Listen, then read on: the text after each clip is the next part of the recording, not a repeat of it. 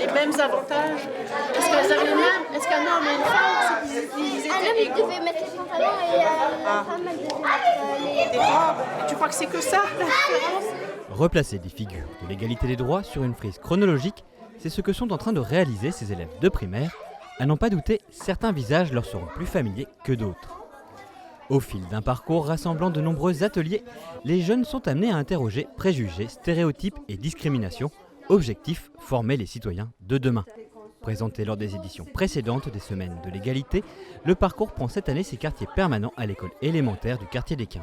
Nous avions le souhait de pouvoir le faire durant toute l'année pour accueillir plus d'enfants, plus de jeunes, plus de classes et se donner peut-être l'objectif que tous les enfants d'une classe d'âge à Strasbourg passent à un moment ou à un autre par ce parcours pour qu'on puisse ensemble travailler sur les questions de l'égalité et lutter contre la discrimination. L'idée, c'est vraiment qu'ici, ils ne sont pas en classe, ils peuvent toucher, ils peuvent prendre, ils peuvent essayer et puis après, surtout, ils peuvent échanger. Conçu par différentes associations en partenariat avec la ville de Strasbourg, le parcours s'adresse aux jeunes de 6 à 12 ans. L'approche se veut originale, notamment au travers de jeux de rôle. Je vous écoute. Que s'est-il passé? En fait, il y avait que les bleus, les jaunes. Et donc, moi, vu que je suis un rose, je pouvais pas voter. Ici, nous sommes dans un tribunal.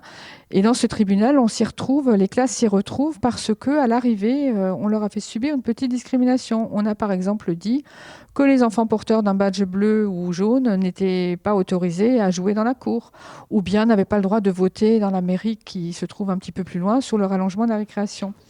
Donc ces enfants qui ont été victimes de discrimination, bien évidemment, vont se retrouver au tribunal pour que leur affaire soit jugée parce que discriminer justement est un délit et que la loi prévoit un certain nombre de sanctions par rapport à ce délit. Pour les adultes, les Semaines de l'égalité ont commencé lundi dernier et se poursuivront jusqu'au 20 octobre.